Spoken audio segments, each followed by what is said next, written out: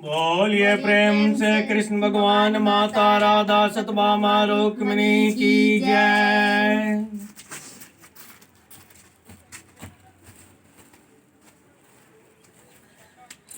चक्षुत्वा वचनम केशवस्य कृतांजलिर्वेपमान क्रीटी नमस्कृत्वा भूयवाह कृष्णम सगद सगद गदम भीत भीत प्राणमया एतक्षुवा वचनम केशवस कृतांजलि वीरपमान क्रीटी। अर्जुन तो पहले से ही भयभीत थे ही, फिर भगवान ने मैं काल हूं सबको खा जाऊंगा ऐसा कहकर मानो डरे हुए को और डरा दिया।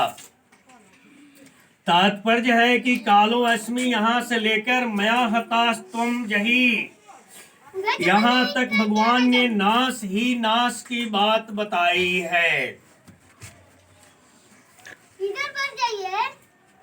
इसे सुनकर अर्जुन डर के मारे कांपने लगे और हाथ जोड़कर बार बार नमस्कार करने लगे। अर्जुन ने इंद्र की सहायता के लिए जब काल खंज आदि राक्षसों को मारा था, तब इंद्र ने प्रसन्न होकर अर्जुन को सूर्य के समान प्रकाश वाला एक दिव्य किरीट मुकुट दिया था। इसी से अर्जुन का नाम किरीटी पड़ गया। यहाँ किरीटी कहने का तात्पर्य है जिन्होंने बड़े बड़े राक्षसों को मारकर इंद्र की सहायता की थी, वे अर्जुन के भगवान के विराट रूप देखकर कंपित हो रहे हैं। नमस्कृत्वा भूय एवा कृष्णम सगत गदम भीत भीत प्रणमया। काल सबका भक्षण करता है, किसी को भी छोड़ता नहीं, कारण कि यह भगवान की संहार शक्ति है जो हरदम संहार करती रहती है। इधर अर्जुन ने जब भगवान के अतिउग्र विराट रूप को देखा तो उनको लगा कि भगवान काल के भी काल महाकाल हैं, उनके सिवाय दूसरा भी काल बचाने वाला नहीं है। इसलिए अर्जुन भयभीत होकर भगवान को बार बार प्रणाम करते हैं।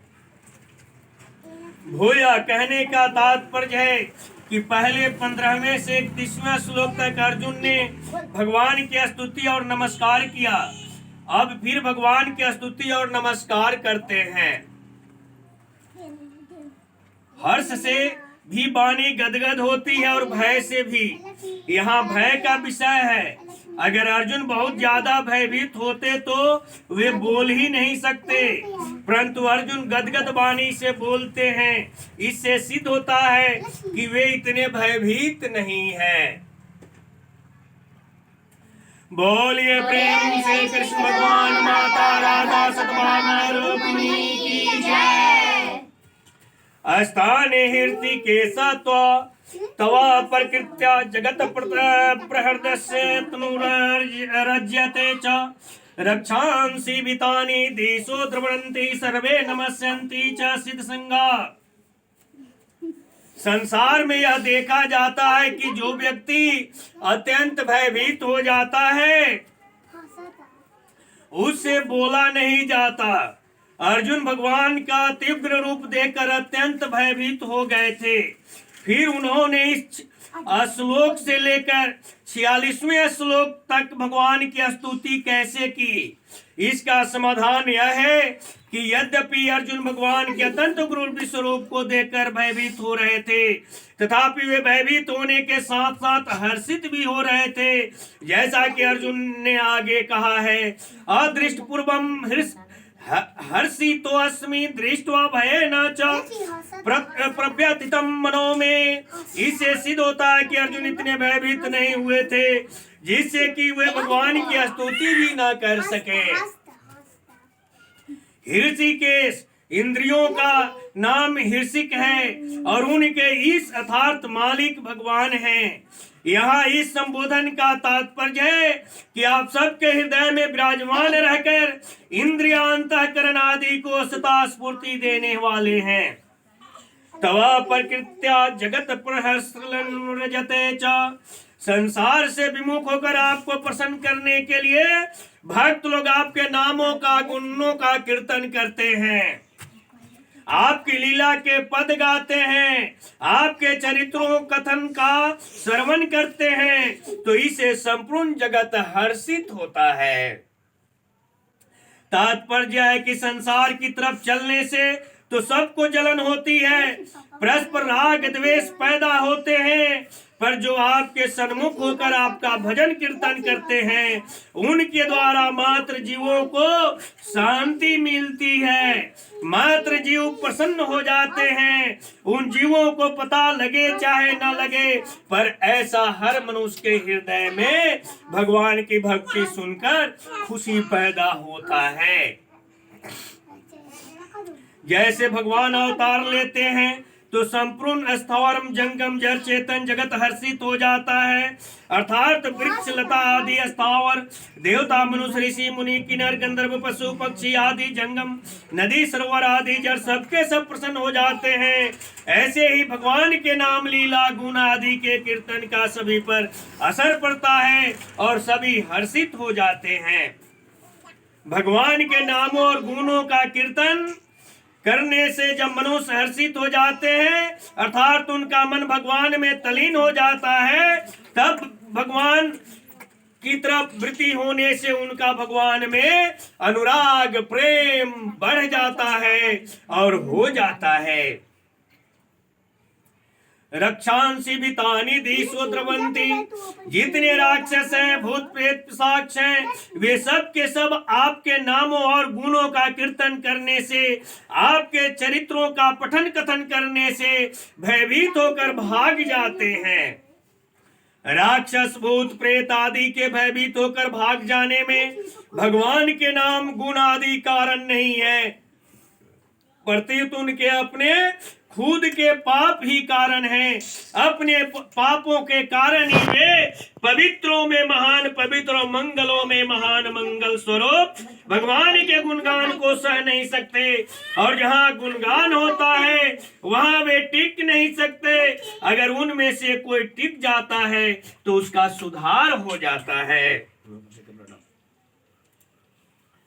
उसकी वह तुष्टि जोनी छूट जाती है और उसका कल्याण हो जाता है। सर्वे नमस्सन्ति च सिद्ध संघा, सिद्धों के संत महात्माओं के और भगवान की तरफ चलने वाले साधकों के जितने समुदाय हैं, वे सब के सब आपके नामों और गुणों के कीर्तन को तथा आपकी लीला को सुनकर आपको नमस्कार करते हैं। यह ध्यान रहे कि यह सब का सब दृश्य भगवान के नित्य दिव्यलौकिक विराट रूप में ही है, उसी में एक से एक विचित्र लीलाएं हो रही हैं। स्थाने यह सब यथोचित ही है और ऐसा ही होना चाहिए तथा ऐसा ही हो रहा है, कारण कि आपकी तरफ चलने से शांति आनंद प्रसन्नता होती है, विघ्नों का नाश हो जाता है, और आपसे विमुख होने पर दुख ही दुख, अशांति अशांति होती है। तात्पर्य है कि आपका अंश जीव आपके सम्मुख होने से सुख पाता है, उसमें शांति क्षमा नम्रता आदि गुण प्रकट हो जाते हैं, और आपके विमुख होने से दुख पाता है। यह सब उचित ही है। यह जीवात्मा परमात्मा और संसार के बीच का है। यह स्वरूप तो साक्षात परमात्मा का अंश है और प्रकृति के अंश को इसने पकड़ा है। अब यह ज्यों ज्यों प्रकृति की तरफ झुकता है, त्यों ही त्यों इसमें संग्रह और भोगों की इच्छा बढ़ती है। संग्रह और भोगों की प्राप्ति के लिए यह ज्यों ज्यों उद्योग करता है, त्यों ही त्यों इसमें अभाव, अशांति, दुख, जलन, संताप आदि बढ़ते चले जाते हैं। परंतु संसार से विमुख होकर जीवात्मा ज्यों जो भगवान के सम्मुख होता है, त्यों ही त्यों आनंदित होता है और इसका दुख मिटता चला जाता है। यह स्थानीय पद और पीछे आगे दोनों जगह श्लोकों के लिए समझना चाहिए। भगवान ने 32वें 33वें और 34वें श्लोक में जो बात कही थी और जो ये बात इस श्लोक में कही है, उसके लिए अर्जुन कहता है कि प्रतिपक्ष के सभी योद्धा मेरे द्वारा मारे हुए हैं, तू केवल निमित्त बन जा। आदि जो कुछ आपने कहा है वह आपका कथन उचित भी है। आपके नाम गुण आदि का कीर्तन करने से जगत के मानव में हर्षित छा जाता है और राक्षस लोग भयभीत होकर भाग जाते हैं। आदि जो हो रहा है वह भी ठीक हो रहा है। आपके द्वारा ही यह सब लीला हो रही है, मेरे द्वारा नहीं। बोलिए प्रेम से श्री कृष्ण माता राधा